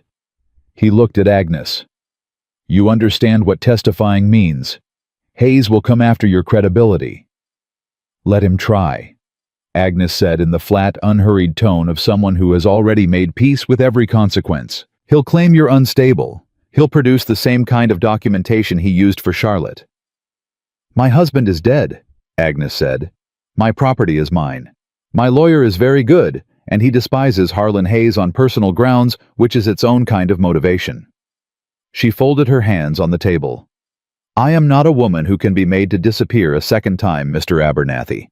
The first time worked because I was alone. I'm not alone now." Abernathy looked at Ethan. "The postal inquiry I sent to Austin," he said. "I received a response this afternoon. Thomas Greer confirmed that a letter matching the description of Charlotte's first letter was logged at the Austin Municipal Post Office in the summer of 1877. He paused. "It was collected the same day by a private courier working for a holding company registered to Harlan Hayes." Another pause. "It never entered the federal mail system. It was taken before it could travel." The kitchen went silent. "That's the federal thread?" Ethan said. "That's the federal thread," Abernathy confirmed. "Postal interference. It's a federal offense, and it puts this case in front of a circuit judge that Harlan Hayes has never had reason to purchase." He closed the leather case carefully. "I'm going to ride to the telegraph office tonight. I have a contact at the federal court in San Antonio. If I can get this in front of the right person before Hayes arrives tomorrow." "Do it," Ethan said. "Whatever it takes." Abernathy gathered the letters, the pages Charlotte had written the postal confirmation. He was already thinking 3 steps ahead. Ethan could see it in the way the man's eyes had gone inward. At the door, he paused. "Where's Cade?" he said. "I'll send word tonight," Ethan said. "Tell him to be here tomorrow morning, early." He looked at Charlotte. "Tomorrow is going to be the worst day and the last day at the same time. Be ready for both." He went out into the dark. The kitchen held the 4 of them. Ethan, Charlotte, Agnes, and Gus, who had come in quietly from the back and was leaning against the far wall with his arms crossed, present in the way Gus was always present when things mattered. Noah appeared in the hall doorway. "You're supposed to be in bed," Ethan said. "I know," Noah said unrepentantly. "Is everything going to be okay?" Ethan looked at his son. Noah was standing with his hat in his hands, turning it by the brim, the way he did when he was nervous, but trying not to look it. Beside him, as always, Nathan appeared without This story was announcement, posted on the materializing channel at his west brother's of shoulder, Betrayal. like a shadow Please do that not had decided repost to have it in any opinions. form. "Come here," Ethan said. Both boys crossed the kitchen. Ethan pulled Noah in by the shoulder, close the way he'd done since they were small enough to tuck under one arm. Nathan stood beside him and did not pull away when Ethan put a hand on the back of his neck. "It's going to be okay," Ethan said. "I need you both to trust me on that." "We trust you," Nathan said immediately, which was the simplest and most devastating thing the boy could have said. Charlotte across the table looked at the 3 of them together and pressed her mouth closed and said nothing. "Go to bed," Ethan said. "Both of you. Tomorrow, you stay inside until I tell you different." "What if—" Noah started. "Inside," Ethan said. "That's not negotiable." They went. The house settled. Agnes looked at Ethan across the table. "You've got good boys," she said. "I know," he said. Yet, Harlan Hayes arrived at 10 in the morning. He came with 8 men this time, not 6. 8, which was a statement of escalation, a deliberate revision of the number to make clear that the first visit had been a courtesy, and this one was not. He also came with a man in a dark suit who was not Fitch. A different lawyer, older, heavier, with the look of someone used to standing in front of judges and being believed. Hayes himself was exactly as Charlotte had described. He was a large man, not in height, but in presence the kind of man who had arranged his entire life so that rooms rearranged themselves around him when he entered. His coat was expensive. His horse was expensive. His expression when he rode through the gate and saw Ethan standing on the porch was the expression of a man who believed the outcome was already settled and was mildly impatient to get to it. Sheriff Cade was standing to Ethan's left. Abernathy was to his right. Hayes's eyes moved across the 3 of them and then past them looking for Charlotte. "Mr. Cole," he said. His voice was smooth and deep and entirely without heat, which was its own kind of threat.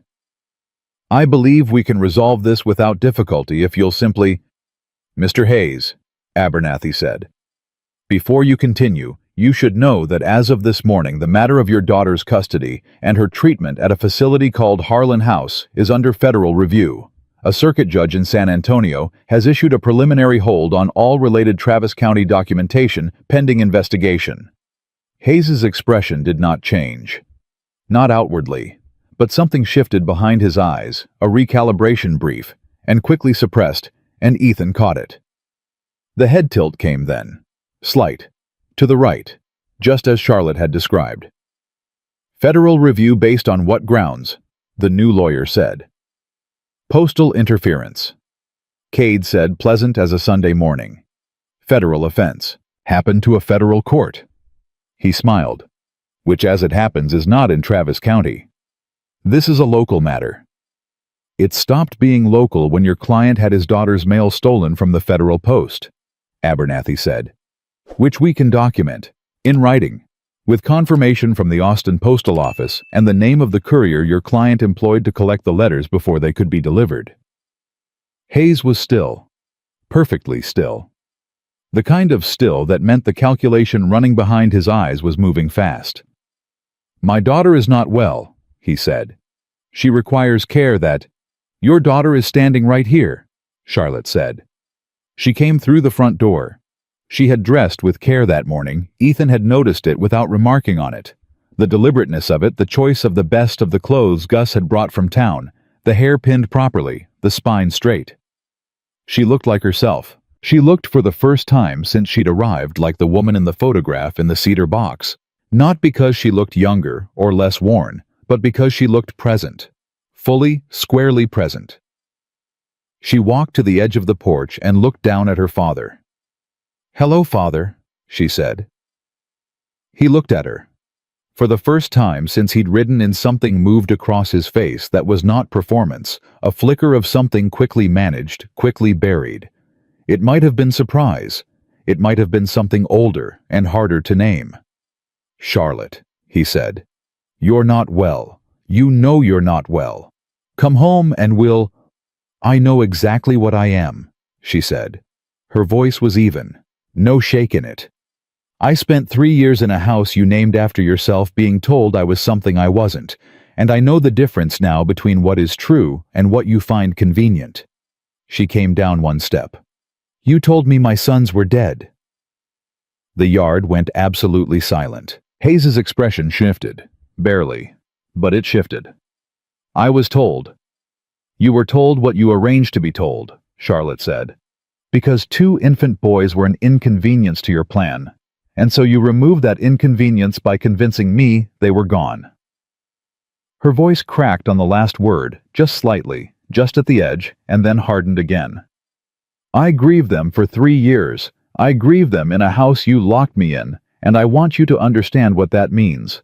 I want you to hear that and not look away from it." Hayes looked away. "Look at me," she said. Her voice went low and absolute. "Look at me when I'm speaking to you." He looked. "I survived you," she said. "My sons are alive. And you are done." The lawyer in the dark suit leaned toward Hayes and said something in a low voice. Hayes listened. His jaw tightened. "This is not over," Hayes said. "You have no idea what resources, Mr. Hayes." Cade stepped forward. He had a piece of paper in his hand that he'd been holding since he arrived, waiting for the right moment. "I have a warrant here authorized by the federal court in San Antonio for the seizure of records related to Harlan House and associated documentation." He held it out. "I also have a request for your voluntary cooperation in an interview with federal authorities, which you can comply with now, or we can arrange for your transport to—" "This is absurd," the lawyer said. "It's paperwork," Cade said cheerfully. "Same as you brought, except mine has a federal seal on it." He tilted the document so the morning light caught the embossing. "There it is right there." Hayes looked at the warrant. He looked at Cade. He looked at Abernathy. He looked at Ethan, who had not moved or spoken since Charlotte had come through the door, who had stood with his arms at his sides and let the truth do what truth does when it finally has room to move. Then Hayes looked at his daughter, and for one moment, one brief unguarded moment, he looked like a man who understood perhaps for the first time in his life that the structure he had built was not permanent. That foundations laid in other people's suffering did not hold. That the weight of what he had done had been resting all this time not on stone, but on the assumption that the people beneath it would stay down. Charlotte had not stayed down. "We'll be in touch through counsel," Hayes said, and his voice had lost its smoothness just slightly, just enough to hear the machinery beneath it. He turned his horse. His men turned with him. They rode out the gate, and the dust of them rose and thinned and was gone, and the ranch yard held its breath for one long second and then released it. Agnes Birch let out a breath like she'd been holding it for 2 years. "Well," she said from behind the screen door. That was a long time coming. Noah burst off the porch. He had been behind the screen door for approximately 45 minutes, and the containment had clearly reached its limit. "Did we win?" he demanded. "Is it over? What happened? I couldn't see from—" "Noah," Ethan said. "Papa." "Yes," Ethan said. "We won." Noah turned to his brother, who had appeared at his shoulder in the standard configuration.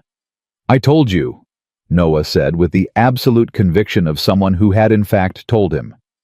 "You told me a lot of things," Nathan said. "Some of them were right." Charlotte laughed. It came out of her fully this time, unguarded, genuine, the laugh that had surprised Ethan that morning in the kitchen, but longer now and more complete. She pressed one hand over her mouth and then stopped pressing because there was no reason to contain it, not today, not anymore. Ethan looked at her. She looked back. Between them the yard was full of noise. Noah talking at full velocity, Gus saying something to Cade Abernathy, already walking toward the gate to return to the business of dismantling Harlan Hayes from the inside out. Agnes was speaking to Charlotte in a low voice, and Charlotte was nodding, and her eyes were bright. Nathan came and stood beside his father. "Is she going to stay now?" he said. Ethan looked at his son, then at Charlotte, then back at Nathan. "Ask her," he said. Nathan crossed the yard with his steady, deliberate walk. He stopped in front of Charlotte. She looked down at him, and something in her face went soft in a way that Ethan had not seen yet. On the channel west Not of the Betrayal. controlled softness Please of do someone not managing repost their it in emotions, any form. but the genuine, undefended kind. "Are you staying?" Nathan said. Charlotte looked at the boy in front of her. His father's eyes. His father's stillness, 6 years old, and carrying more comprehension in him than most men twice his age. She looked at Noah, who had stopped mid-sentence and was watching with his whole face open. She looked at Ethan. "That depends," she said carefully, "on your father." "Papa said to ask you," Nathan said. Charlotte looked at Ethan again. Ethan crossed the yard. He stopped in front of her, close. Close enough that the conversation was only theirs. "I pulled the cedar box out from under my bed," he said quietly. "The night you arrived. I opened it for the first time in 6 years. He paused. "I still had the photograph, the ribbon, the wildflower. He stopped. It was dust by now. The flower. Just the shape of it left. He looked at her steadily.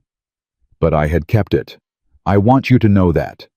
Through everything I told myself, through every year of being certain you had chosen to go, I had kept it. Her eyes were very bright.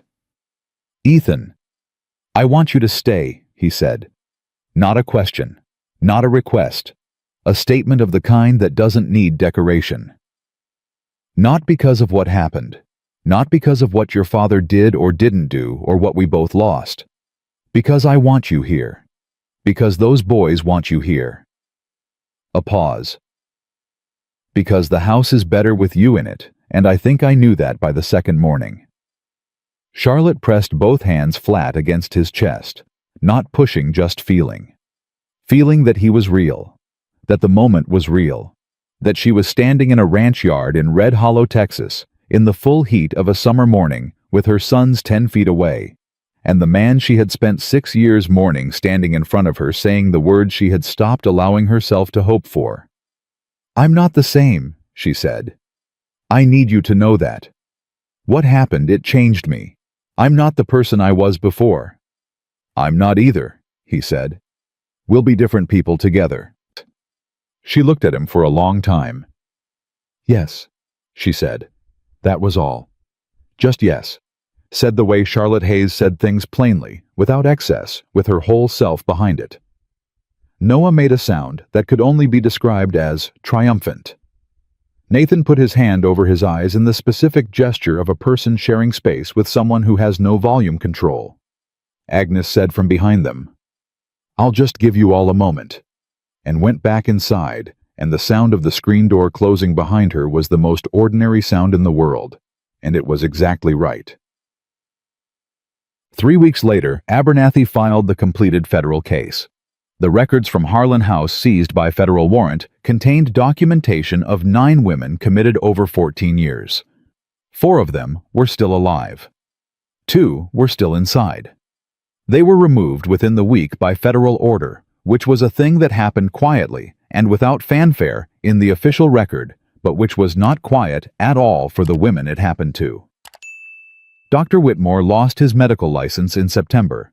He did not contest it. Judge Harrow recused himself from all matters related to Harlan Hayes, citing a conflict of interest he did not specify, but which Abernathy had made clear enough to him in private that the recusal came within 24 hours of the conversation. Harlan Hayes himself retained 4 lawyers and fought for 5 months. At the end of 5 months, the Federal Circuit Court ruled against him on 7 separate counts, including postal interference, fraudulent medical documentation, and unlawful imprisonment. He did not go to prison. Men of his particular kind rarely did not in 1883, not in Texas. But the court stripped him of the properties held under the fraudulent holding company, imposed significant financial penalties, and issued a permanent legal severance of his guardianship over Charlotte, which Abernathy had argued for specifically, and which the judge had granted without hesitation. Harlan Hayes left Texas that winter. He did not say goodbye to his daughter. She did not need him to.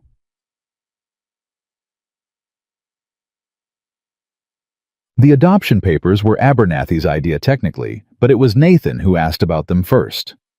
He came to his father on a Tuesday evening in October, when the summer had finally broken and the air had gone golden and dry, and he said, "If Charlotte is going to be our mother, and she is, I've decided then it should say so somewhere official." Ethan looked at his son. "You've decided," he said. "Yes," Nathan said. "Just like that." "I decided a while ago," Nathan said. "I was waiting to see if you and Charlotte got there too." He paused. "You did. So now it's official." Ethan sat with this for a moment. "You know adoption papers for a woman who is already—" He stopped. They had married quietly in September in Cade's office with Gus and Agnes as witnesses, and both boys in their best shirts. It had been brief and real and exactly right. "She's already your mother by law," he said. "The marriage makes her your—" "I know what the law says," Nathan said. "I want her name on a paper that says she chose us." He said it simply without drama. She lost us once because of papers. I want papers that say she found us back." Ethan looked at his son for a long moment. Then he went and found Charlotte, who was reading in the front room, and he told her what Nathan had said word for word. She set her book down very carefully. She pressed both hands flat on her knees. "Okay," she said. "Okay," he said. "Get the papers," she said, and her voice was steady, and her eyes were full, and she was smiling in the way she smiled now, fully freely, like a woman who had finally stopped rationing her own happiness. The papers were signed on a Thursday morning in November, with both boys present. Noah bouncing on his heels, and Nathan standing perfectly still watching the pen move across the page, with the focused, satisfied attention of someone witnessing a problem being solved correctly at last. When it was done, Charlotte put the pen down and Nathan said, "Good. Just that, good," in the tone of a verdict. Noah threw his arms around her with the full, uncalculated force of a 7-year-old who has been storing up this particular gesture for months, and she caught him and held on, and buried her face in his hair, and Ethan stood in the doorway of Abernathy's office and watched his family. The word came to him fully formed and without condition, and felt the 6 years, not disappear, but settle. Become part of the ground beneath this moment, rather than the weight above it. That evening on the porch with the boys inside, and the October air turning cool, and the ranch spread out before them in the last of the light, Charlotte leaned into him, and he put his arm around her, and neither of them said anything for a long time. Then she said, "I used to count the days, in that house, just to keep track, just to prove to myself that time was still moving, even when everything else had stopped." She was quiet for a moment. "I stopped counting a few weeks after I got here." "When?" he said. She thought about it. "The morning you told me where the cornmeal was kept," she said. He looked at her. She looked back at him, and there it was, the laugh, the real one, and his own face doing something it had been a long time getting back to, and the porch boards solid beneath them, and the stars coming up one by one overhead, and the sound of Noah's voice, and Nathan's quieter answer drifting through the front window. He pulled her closer. She let him. The night settled over Red Hollow like something that had been earned, and in the house on the edge of that dry and endless Texas land, the Cole family, all 4 of them, finally completely without condition, came home to each other and stayed.